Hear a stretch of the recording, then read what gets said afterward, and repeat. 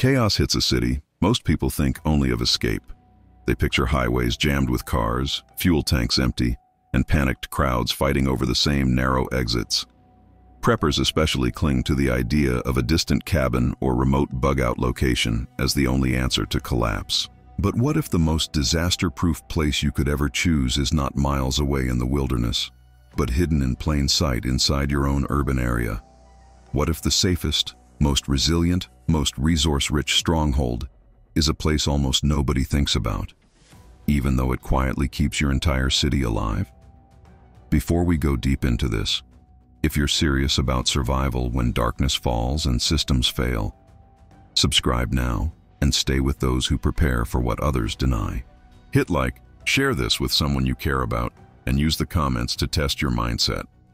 Because in a real emergency, the difference between life and death won't be luck. It will be the knowledge you act on today. Most preppers obsess over wilderness skills and remote properties, but they're overlooking one of the most strategic locations ever built: the municipal water treatment plant. This place is the beating heart of your city's survival. It's elevated or carefully located against flooding, fortified with thick concrete, wired with multiple power feeds, often supplied with its own backup generators, and directly connected to the most critical resource in any disaster: water. While others scramble for bottled water, fight in supermarket aisles, or queue at relief points, the water treatment facility quietly holds hundreds of thousands, sometimes millions of liters of treated water moving through reservoirs, tanks, and pipes. Yet almost no prepper talks about it. They talk about rivers, wells, and buckets, but not the heavily engineered, highly protected, strategically placed complex that was literally designed to keep people alive through crisis. Ask yourself, during a grid-down event, a chemical spill, a long-term blackout, or civil unrest, where would you rather be? Stuck in a suburban house with a couple of rain barrels, or inside a hardened complex designed to handle toxic leaks, high pressure, and critical infrastructure loads? Most people don't even know where their local water facility is located. They drive past the outer fence, maybe see a sign, but never really register it. That ignorance is exactly what makes it powerful as a survival location. It doesn't look like a prepper paradise. It looks boring. It looks industrial. And that's why, in the first hours and days of a collapse, most people will ignore it completely. To understand why this kind of facility is such a powerful survival redoubt, you need to break down its core features. Start with location. Water treatment plants are rarely placed in flood-prone lowlands unless heavily protected. Many are built on higher ground, near reservoirs or major mains, away from dense residential zones for safety and zoning reasons. That means they often occupy elevated or strategically neutral terrain with good lines of sight, limited access points, and controlled approaches. From a security point of view, that's almost ideal. Instead of being surrounded on all sides by neighbors, streets, and blind corners, you have fences, buffer zones, and controlled gates. Defensive posture becomes much simpler. Then there's the structure itself. These aren't flimsy residential buildings. They're heavy-duty facilities built with reinforced concrete, thick walls, steel doors, and sealed environments designed to contain and handle dangerous chemicals like chlorine or ozone systems. Many have interior control rooms with minimal windows, high structural integrity, and multiple sealed compartments. In a scenario with gunfire in the streets, flying debris, high winds, or even explosions from gas leaks elsewhere in the city, a facility like this absorbs shock far better than ordinary housing. Inside those walls, with a small, disciplined group and proper planning, you suddenly have a real stronghold. Water, of course, is the main reason this location is so powerful. Survival experts repeat the rule of 3. 3 days without water and most people are done. Now, think of a place where water flows in constantly from raw sources, rivers, reservoirs, underground mains, and gets processed by filtration and chemical treatment. Even if full automated treatment eventually fails due to chemical depletion or extended grid loss, there are still multiple advantages. Pre-treatment storage basins, settling tanks, and raw intake lines give you access to continuous water that can be manually filtered and boiled. Sand filters, activated carbon, and other infrastructure can often be adapted on a smaller scale for survival-grade purification. Knowing how those systems work gives you an enormous edge. While the average person fights over dirty puddles or looted bottles, you're working with industrial-scale water infrastructure that can be managed, rationed, and protected. Power is another massive benefit. Critical infrastructure like water plants commonly have backup generators, sometimes more than one, with dedicated fuel reserves on site. These aren't tiny portable units running a single fridge. They're designed to keep pumps, controls, security systems, and minimal lighting going through a blackout. For a small group of survivors using electricity intelligently, that means refrigeration for medicines, power for radios, charging for devices, and light for critical nighttime tasks. Even when fuel begins to run low, you can scale back use, prioritize key systems, and stretch remaining resources far longer than any average household could. And because these generators are usually installed with sound dampening and security in mind, they can operate with less noise signature than a random consumer unit dragged into a backyard. Then there's the layout. Most water treatment facilities are compartmentalized. You'll find a main control building, chemical storage, pump houses, filtration zones, open or covered settling tanks, underground lines, and service corridors. For a survival group, that means multiple defensive layers and flexible internal zones. You can designate safe sleeping quarters deep inside the structure, nearer to the control room, or away from obvious entry points. You can use certain rooms for storage of food, medical gear, tools, and water containers. Other areas can be turned into workshops, clean zones for treatment, or improvised sick bays. You're not just hiding, you're operating from a functional, segmented base. If you look at historical disasters, you can see the pattern. During extended blackouts and hurricane events, critical workers at water plants and power stations often shelter in place at their own facilities. They sleep on site, cook on site, and ride out the worst with better access to resources and infrastructure than most of the surrounding population. In Katrina, Harvey, Maria, and multiple regional blackouts, infrastructure workers inside these compounds were often in better shape than those in homes or public shelters. They had water, they had controlled environments, and they had at least partial communications and power far longer than almost anyone else. The difference is that most of them weren't preppers. They were just doing their jobs. They survived because the facility was built for resilience. Imagine what happens when you combine that kind of site with deliberate preparedness and strategy. Of course, this isn't as simple as walking up to a plant and claiming it. Before any disaster, these are highly sensitive facilities, guarded by law, ethics, and security protocols. You don't mess with them, sabotage them, or treat them like a playground. This is about strategic awareness and long-term thinking. Right now, while systems still function, your job is to understand the layout of your city, learn where these sites are, and study how they operate. You can do that entirely legally and ethically. Learn about municipal infrastructure through open sources, maps, public tours when available, and technical manuals. Understand where the raw water comes from, where it's treated, how it's distributed, not because you plan to storm it, but because in a true collapse, the people who know how things work will always be one step ahead of those who don't. Start by analyzing the perimeter. Many plants have one main vehicle gate, possibly a secondary or emergency access point, limited foot access, and a clear boundary marked by chain link, barbed wire, concrete barriers, or a combination. That means if things ever get truly out of control and authority collapses, security can be managed by controlling just a few critical approaches. A small team can watch those angles, set up early warning systems like cans on wires, simple trip alarms, or line-of-sight observation posts, and maintain a 360-degree awareness of the surroundings with fewer people than would be required to defend a typical house in a dense neighborhood. Inside the perimeter, you'll often find open ground, vehicle bays, and clear sight lines. In survival terms, that's invaluable. Ambush against you becomes harder. You have more time to react. Anyone approaching must cross visible ground. Compare that to a suburban street, where attackers can use parked cars, walls, hedges, and doorways as cover. In a well-chosen water facility, you're trading convenience for control, and control is exactly what you need in a collapse scenario. Now let's talk about the human side. Survival isn't just about walls and resources, it's about maintaining order, morale, and purpose under pressure. A facility like this lends itself to structure.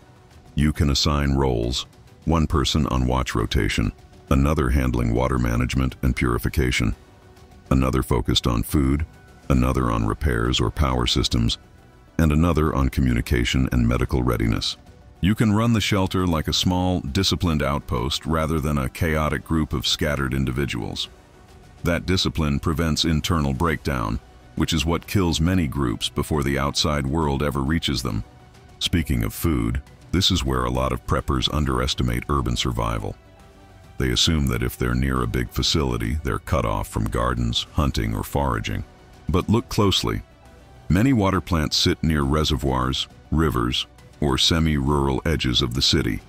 That means fish, aquatic life, and sometimes wildlife corridors passing near the site.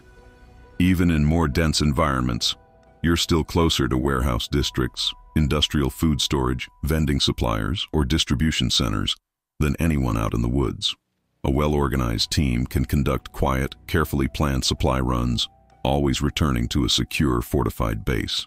Over time, rooftop gardening, container planting, sprouting, and urban foraging in nearby zones can supplement stored foods. It's not about luxury, it's about continuous calories and micronutrients. One powerful advantage that almost no one talks about is information control. From inside a major urban facility, especially one with existing power infrastructure, you're better positioned to keep communication alive. Radios, battery banks, and improvised antennas can tap into remaining transmissions, government alerts, amateur ham operators, emergency broadcasts. Knowing what's happening beyond your own street gives you a critical edge. You can decide when to stay put, when to trade, when to move, and when to lock down based on data, not rumors. The majority of people in a collapse operate in a fog of fear and misinformation. You don't have to. But let's be realistic. No location is perfect, and water treatment plants come with risks. Chemical storage can be dangerous if mishandled, so you need at least basic understanding of what's on site. Chlorine leaks, for example, can be deadly. That means your group must treat chemical areas with strict respect, limit access to people who understand what they're doing, and know how to ventilate and isolate problems. PPE, masks, goggles, gloves, becomes non-negotiable. Also, early in a crisis, these facilities may be actively guarded or used as control centers by authorities. That's where timing and ethics matter. You're not looking to interfere with emergency response. Your aim is to survive long-term systemic breakdown, not complicate a temporary emergency.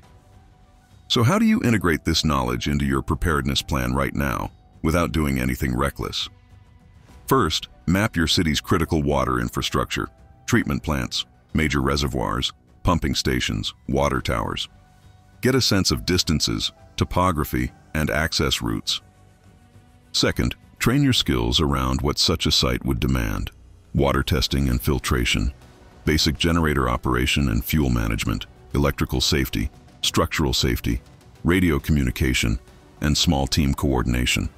Third, mentally rank possible fallback locations with the water treatment plant or a related node like a pumping station with robust infrastructure, high on the list for true worst-case scenarios where institutions no longer function and formal control breaks down.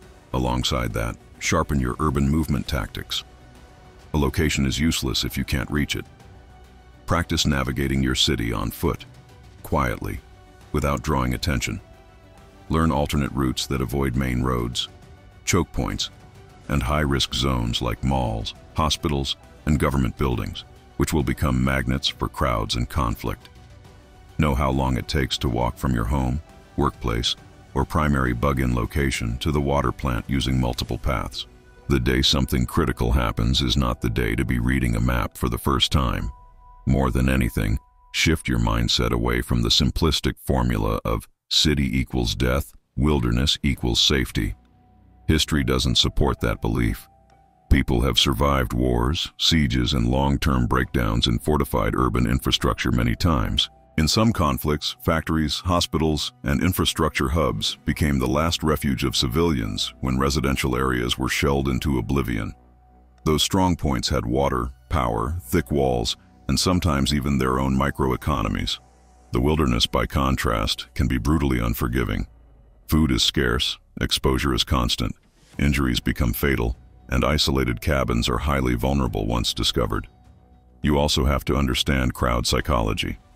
In the first phase of a disaster, the masses head to obvious places: supermarkets, gas stations, pharmacies, hospitals, government relief centers. They do not organize coordinated assaults on obscure infrastructure right away, because most people don't think that way. Their knowledge of the city is superficial: work, home, stores, landmarks. They don't think in terms of supply chains, treatment plants, and substations. That buys you time. Precious time to secure, organize, and prepare your stronghold before the broader population even considers that such places might hold value. Concealment remains critical, though. Even in a relatively low-traffic location, making noise, showing lights at night, or broadcasting your presence is a mistake. Inside a water facility, you have the advantage of interior rooms with no windows, underground spaces, and thick walls that naturally dampen sound. Use them. Blackout curtains, directional lighting, and disciplined nighttime routines reduce light signature. Keep generator use limited and timed. Avoid big campfires or visible smoke. Use radios with discipline: short, coded transmissions, minimal chatter, and earphone use instead of open speakers. Move like a ghost. Operate like a crew. Your equipment should be tuned for urban infrastructure, not wilderness fantasy. That means quality tools, a solid pry bar, adjustable wrenches for valves and pipes, insulated tools for any basic electrical work, headlamps with red light modes, sturdy gloves, and durable work boots with good grip on wet and concrete surfaces.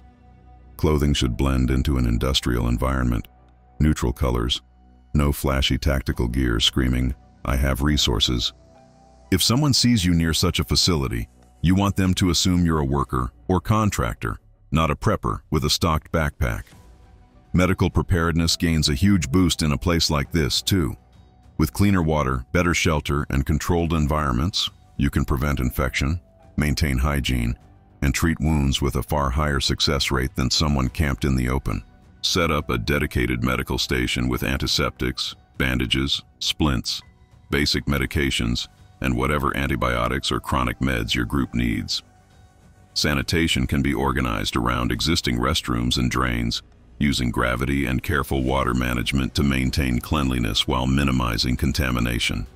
As weeks turn into months, if the collapse is truly long-term, such a location can evolve from mere shelter into a hub. You might begin trading clean water or technical skills for food, supplies, or protection from nearby groups, always with strict control and boundaries. You'll be in a position of leverage because you control something everyone else desperately needs, but few understand: safe water and a secure, durable site. That doesn't mean you turn into a warlord. It means you use the asset responsibly to rebuild some form of stability around you. A lot of people who watch survival content believe that simply owning gear or having a rural bug-out spot will save them. But real resilience comes from understanding systems. The municipal water treatment plant is a perfect symbol of that truth. It's not glamorous, it's not romantic, it doesn't look like the cabins on survival thumbnails, but it quietly keeps millions alive every single day. When everything else fails, when trucks stop, when lights go dark, when shelves empty, that location still sits there, full of reinforced structures, industrial systems, and endless potential for the prepared mind. So ask yourself, do you know where your nearest water treatment facility is? Do you know the access routes, the terrain, the surrounding area? Do you know where the reservoirs and towers that feed your zone are located? Have you even looked? Or are you still thinking that survival is only about running to the woods with a backpack? The people who will endure the next major urban disaster, blackout, or systemic collapse are the ones willing to study what others ignore and prepare where others stay blind. Use this knowledge as a turning point. Start today. Study maps, learn basic infrastructure literacy, build a small, trusted group, and train the skills that would matter in a hardened urban stronghold. Don't limit your mind to the cliches of prepping videos. The apocalypse won't reward fantasy. It will reward those who understand how cities actually work and how to bend that machinery toward survival when no one else can. If you really want to survive when the world turns dark, subscribe now and stay close to the kind of information that most people never even think to look for. Don't just listen, act. Like this video, leave a comment about what you've been overlooking in your own city and share this with someone who believes distance alone will save them. And when you're ready to go deeper, look at the pinned comment. There you'll find guides and documents that break down urban infrastructure and survival planning in much more detail, so you can turn theory into a real, concrete, disaster-proof plan.